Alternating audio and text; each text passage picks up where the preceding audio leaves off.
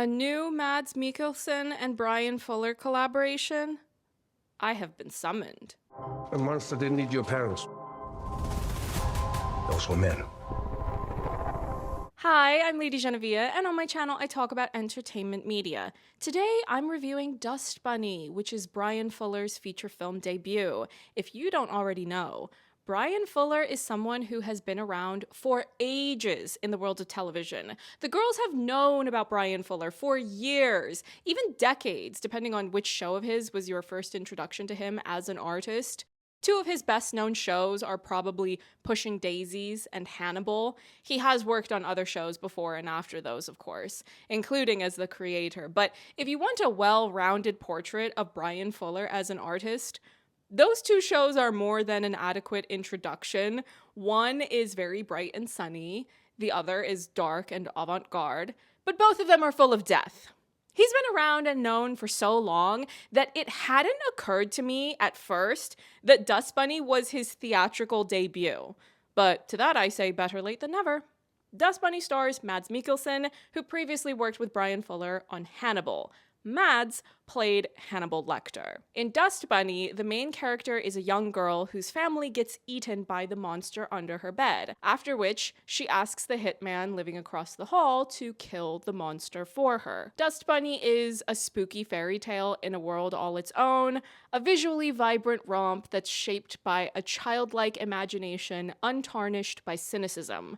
At long last, Bryan Fuller's vision will be seen on screens big enough to hold it.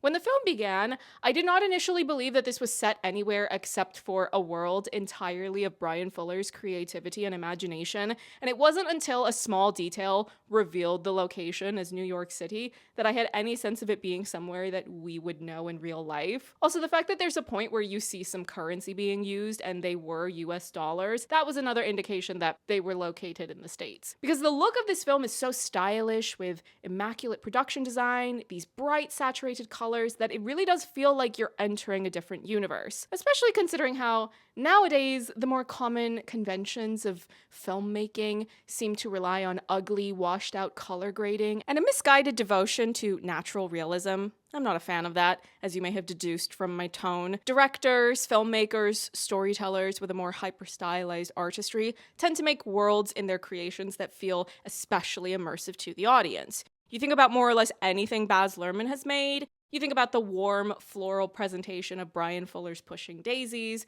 You think about the high concept designs of Bryan Fuller's Hannibal series. And now with Dust Bunny, it's the same thing. Visually, if I were to put those aforementioned clues aside, I would have thought that the setting of this story felt a bit European, a bit 80s fantasy films for children, a bit Chinatown that is located within a big Western city.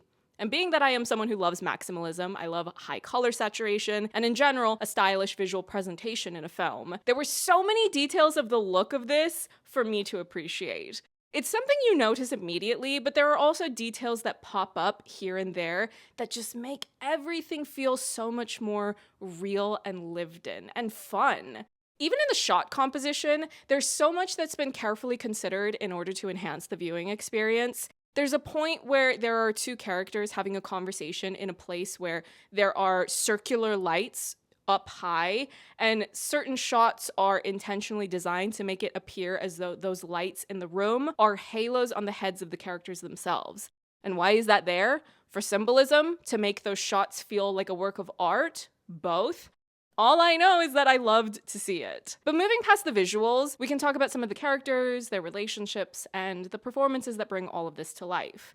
If you had only told me the premise of this film, I might have thought that it was a ridiculous idea. But because it was Bryan Fuller, I knew I wanted to give it a chance, and trusting in him as an artist was the right thing to do. I never would have thought that I would enjoy a film where the main character is a child who is scared of a monster under her bed, but there is something about Bryan Fuller's lack of cynicism in his approach to this that makes the story work as well as it does, because he takes so much care to make sure that we get to know Aurora's point of view, what she's worried about, what she experiences with this monster, so that we at no point question her the way that most adults understandably would when a child says, "There's a monster under the bed," or "a monster in the closet." Aurora is played by Sophie Sloan, and I don't know if they modified the material to suit her more, or if they just made sure to cast as closely as they could to find a child actor that would match the character that they had envisioned, but it never comes across like she has to overly exert herself. She could emotionally express what the character was going through, but despite the many frightening or even traumatic ongoings, the story never demands that she be overly distraught, which is something I appreciated because I would prefer not to have to watch a child actor perform that type of emotion. When they do that, I'm just very aware of how much energy is required to get yourself there to a place of being able to make that believable. So all we really need to do is believe Aurora, believe what the film is showing us, that there's a monster in her room, and that monster ate her parents. Then, once we bring Mads in, they never give him an official name, by the way. I've seen him listed online in some places as Resident 5B, and in the film's credits, he's only referred to as Intriguing Neighbor. So I'm just going to call him Mads because it's more simple for the sake of doing this review.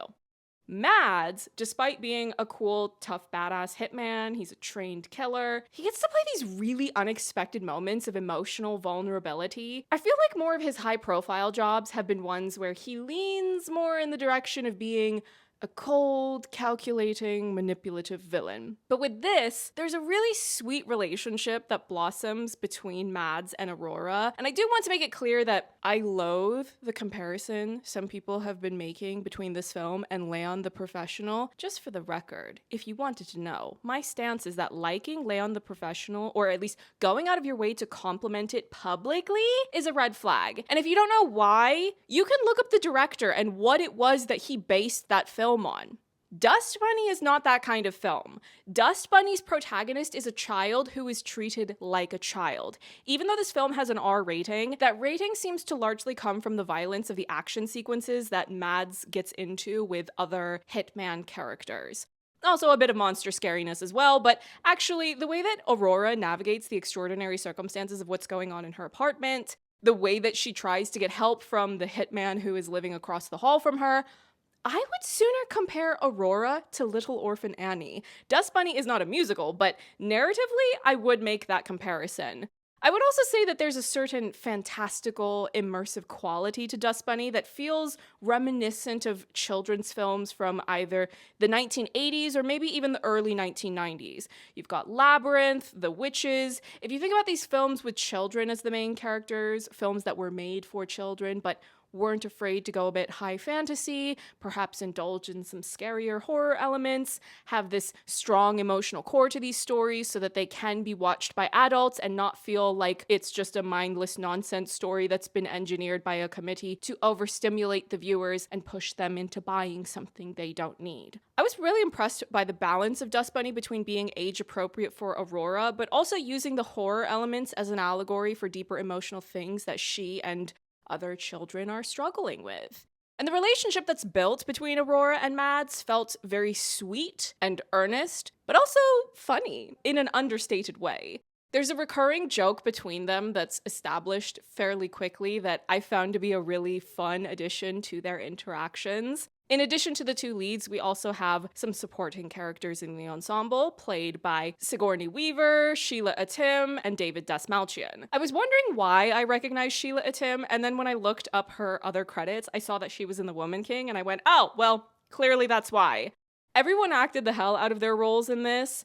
Most of the supporting ensemble are characters that come into the story because of Mads' line of work. I think Sigourney Weaver's character is one of the funnier people in the supporting ensemble. It really felt like she got to just have fun with this character. All of my regular viewers know that I'm extremely indoctrinated into the world of James Cameron's Avatar. So now that's always the first thing I think of when I see her. But it was still fun to see her play something different from recent projects I've watched her in. Her character in Dust Bunny is unexpectedly eccentric. I would love to get my hands on the screenplay for this because I'm curious to know how much of that was on the page versus her just making her own choices as an actor to include things that would really make the character pop on screen. I feel as though the people who have an affectionate nostalgia towards projects like Pushing Daisies or Hannibal or both can go see Dust Bunny in cinemas on the big screen and find certain visual nods to those projects. That's how I felt anyway when I was watching it. I do think that some of the best viewers to enjoy this film